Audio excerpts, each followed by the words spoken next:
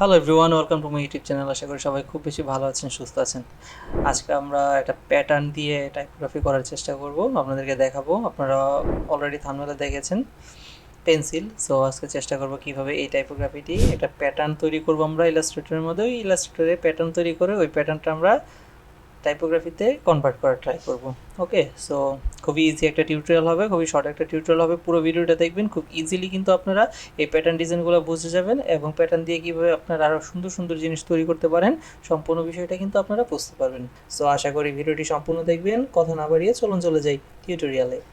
ওকে, আমরা ইলাস্ট্রেটরে চলে আসলাম। দেন এখান থেকে আমরা একটা ফাইল নিব, ফাইল থেকে নিউ, এখান থেকে আমরা একটা আর্টবোর্ড সিলেক্ট করে দেব। ওকে, আমরা আর্টবোর্ডটা কিন্তু নিয়ে নিলাম। এখন আমরা যে কাজটা করব, প্রথমে আমরা একটা প্যাটার্ন বানাবো। আমরা এখানে লিখেছি, দেখেন আমাদের টাইপোগ্রাফিটা যেটা ছিল সেটা হচ্ছে পেন্সিল। সো আমাদের পুরো লেখাটার মধ্যে কিন্তু একটা পেন্সিল বা কলমের যেই জিনিসটা থাকে ওই জিনিসটা কিন্তু আছে, অর্থাৎ একটা কলমকেই আমরা পেন্সিল এই লেখাটা লিখেছি। সো প্রথমে আমাদেরকে এই কলমটা তৈরি করে নিতে হবে। সো চলুন আমরা এই কলমটা কীভাবে তৈরি করব এবং এটাকে প্যাটার্ন তৈরি করব সেই প্রসেসটা দেখি। সো এই জন্য আমরা যেটা করব, প্রথমে একটা রেক্টেঙ্গুলার টুল নিব, দেন এটাকে এখানে এতটুকু রাখবো, আর এখান থেকে আমরা একটা কালার সিলেক্ট করে দিই। ওকে, এই কালারটাকে আমরা এখান থেকে সিলেক্ট করে নিলাম।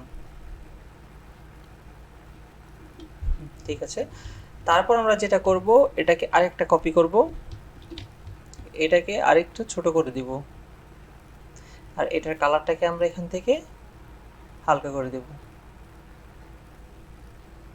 আচ্ছা, এই কালারটা আমরা দিব না, আমরা এখান থেকে একটু এটারই লাইট ভার্সনটা দিব। ওকে, এটা থাকুক। আরেকটা কপি করব,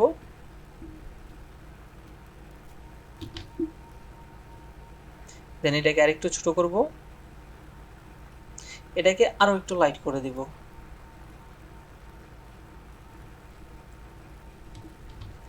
ওকে, দেন আমাদের কিন্তু একটা শেড চলে আসছে। সো আমরা চাইলে এইটাকে আরেকটু লাইট করতে পারি, অথবা এইটাকে আরেকটু ডিপ করতে পারি। এটাকে আমরা আরেকটু ডিপ করে দিলাম।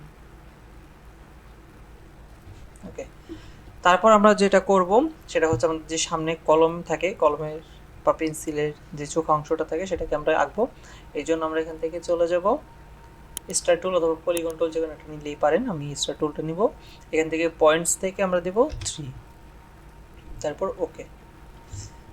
এটাকে আমি রোটেট করব, রোটেট করার পর এটাকে আমি এখানে অ্যাডজাস্ট করে নিব, সমানভাবে অ্যাডজাস্ট করে নিব। ওকে, এটাকে চাইলে আরেকটু ছোট করে দিতে পারি। এখন এটার মাঝখানে আমরা একটা লাইন নিয়ে দুইটাকে একসাথে সিলেক্ট করব, সেই বিল্ডার টুলে যাব, এই দুইটা অংশকে আমরা আলাদা করে নিব এবং বাড়তি অংশগুলো আমরা কেটে দিব। কিবোর্ডের অল্টা প্রেস করে বাড়তি অংশগুলো কেটে দিব।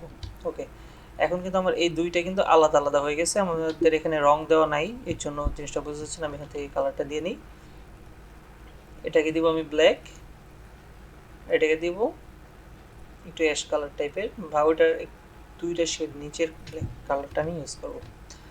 ওকে, আমরা এই কালারটা রাখবো। দেন আমরা পেন্সিলের মধ্যে যেটা দেখে থাকি, যে পিছনে রাবার টাইপের কিছু থাকে যেটা দিয়ে আমরা এই পেন্সিলের লেখাটাকে মুছাই, ওইটা আমরা তৈরি করব। এখান থেকে একটা রেক্টেঙ্গুলার টুল নিব, এটাকে আমি এই অ্যালাইন বরাবর ড্র করব, এতটুকু থাক।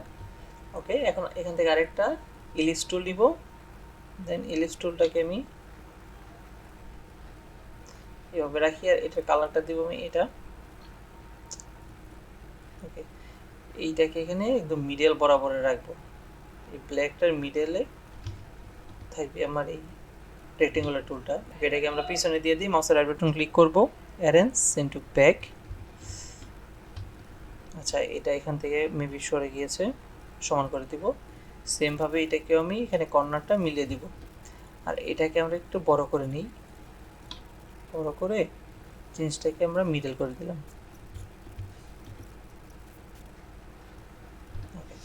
এখন কিন্তু ঠিক আছে। সো এটা কিন্তু দেখতে একটা পেন্সিলের মতোই লাগতেছে।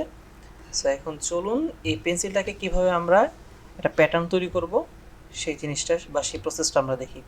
ওকে, সম্পূর্ণটাকে ধরে আমি কন্ট্রোল-Z দিয়ে গ্রুপ করে নিলাম। দেন এখান থেকে আমরা এই ব্রাশ অপশনটাকে, যে ব্রাশটা আছে এটাকে আমরা এখান থেকে, আমি এটাকে একটু সরিয়ে দিচ্ছি, এই পাশে রাখলাম। ওই যে ব্রাশের যে টুলটা আছে এটা আমরা ওপেন করবো এখান থেকে ব্রাশ, তারপর এই সম্পূর্ণটাকে আমি ধরবো, ধরে জাস্ট মাউসের ড্র্যাগ করে এটার ভিতর নিয়ে ছেড়ে দিব। দেখুন এখানে আমাদের একটা পপ আপ আসছে। এখান থেকে আমরা এই আর্ট ব্রাশটা সিলেক্ট করব, তারপর ওকেতে প্রেস করব। তারপর এখান থেকে আমরা scratch between guide, stretch between guide এটাকে সিলেক্ট করার পর আমরা এখান থেকে এই অংশটুকু যেন আমাদের এই জায়গাটুকু স্ট্রিচ না হয় এর জন্য আমরা এতটুকু সিলেক্ট করবো, আর এই পাশ থেকে এই অংশটুকু, অর্থাৎ এই মাঝের অংশটুকু স্ট্রিচ হবে, ওই দুইটা হবে না। সো এর জন্য এই অপশনটুকু আমরা রেখে তারপর এখানে ওকেতে প্রেস করব। ওকে, এখন কিন্তু আমাদের এই প্যাটার্নটা এখানে তৈরি হয়ে গেছে। এখন যদি আমরা এখানে ব্রাশ টুল নিয়ে আসি, যে কোনো কিছু ড্র করি, দেখুন আমাদের কিন্তু প্যাটার্নটা চলে আসছে। সো এটা কিন্তু খুব অ্যামেজিং একটা জিনিস, আপনারা যে কোনোভাবে ইউজ করতে পারেন এই প্যাটার্নটা। সো এখন আমরা দেখব কিভাবে আমরা ওই টাইপোগ্রাফিটা করলাম। এর জন্য আমরা এটাকে কেটে দিই, এখান থেকে টাইপ টুল নিব, এখানে লিখব পেন্সিল, আমি এখান থেকে একটা বাংলা ফন্ট সিলেক্ট করে নিব, FN হাসান, এই ফন্ট আমি সিলেক্ট করব। দেন এখান থেকে আমি যেহেতু বিজয় ইউজ করি, এখান থেকে বিজয় ক্লাসিকটা করে দিব। সো এখানে আমি পেন্সিল লেখাটা লিখে নিই, এখানে আমি পেন্সিলটা লিখে নিলাম। তারপর আমরা এই পেন্সিল লেখাটাকে কিবোর্ড থেকে Ctrl+2 দিয়ে লক করে নিব। তারপর চলে যাবো আমরা পেন টুলে। আপনারা যদি চান তাহলে এখান থেকে ব্রাশ টুল দিয়েও করতে পারেন, আর ব্রাশ টুল দিয়ে করলে তাদের ক্ষেত্রে ভালো হবে যাদের গ্রাফিক্স ট্যাব আছে, বাট আমার এখানে যেহেতু গ্রাফিক্স ট্যাব নেই, আমি মাউস দিয়ে করব, এর জন্য আমি পেন টুলটা নিয়ে কাজ করব, তাহলে আমার জন্য একটু ইজি হবে। ওকে, পেন টুলটা নেওয়ার পর আমি এইটার উপরে সেমভাবে আমি একটা পাত তৈরি করব। দেখুন একটু সুন্দর করে করার ট্রাই করবেন, তাহলে জিনিসটা দেখতে ভালো লাগবে। এখান থেকে আমি ফিলটা অফ করে দিই। আপনারা যতটা স্মুথলি তৈরি করতে পারবেন দেখতে কিন্তু ততটাই ভালো লাগবে। ওকে, এইভাবে আমি পুরোটার উপরে করে নিব।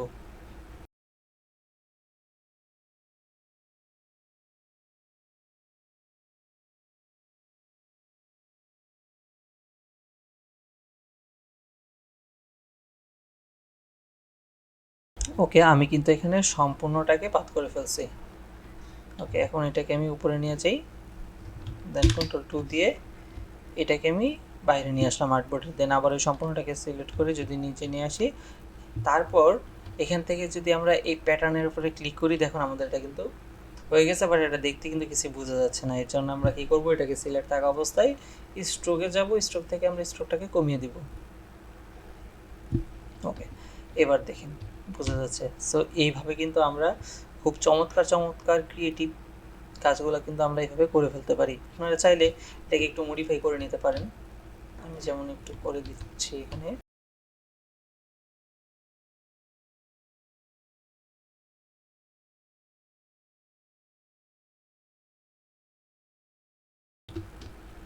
সো দেখতে পেলেন কীভাবে এই টাইপের প্যাটার্ন দিয়ে টাইপোগ্রাফি তৈরি করা যায়। সো এটা কিন্তু আপনারা বিভিন্ন জায়গায় বিভিন্নভাবে ইউজ করতে পারেন।